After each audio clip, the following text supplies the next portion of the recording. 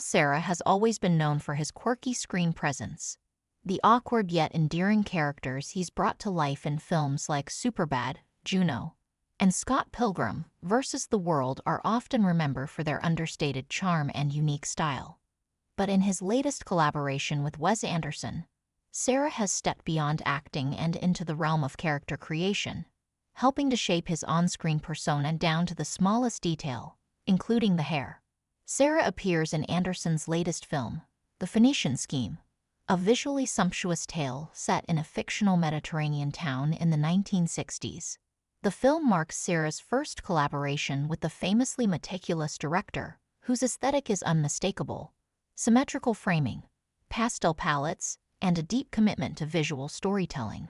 Yet, despite Anderson's strong visual identity, he was unusually open to collaboration with Cera when it came to developing the look of his character, a reclusive cryptographer with a murky past.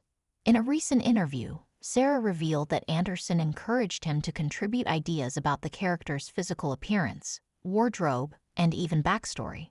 Wes gave me this really detailed description of who the character was: someone with a lot of layers, someone who'd spent years isolated, working on secret codes for a government that no longer exists, said Cera. He wanted the look to reflect all of that, but he also asked me how I imagined him. That level of trust was amazing. The most striking result of this collaboration: the hair. Cera's character, Dr. Emil Ionesco, wears a peculiar mop of uneven, slightly wild hair, a departure from Cera's usual neat, boyish look. The actor says the idea came to him after watching footage of post-war European intellectuals. There's something about that slightly disheveled, overgrown style. It suggests obsession.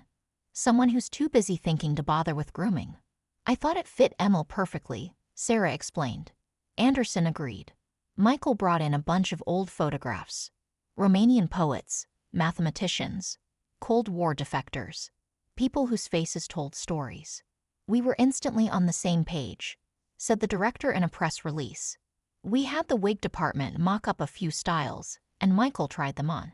The one we landed on just clicked.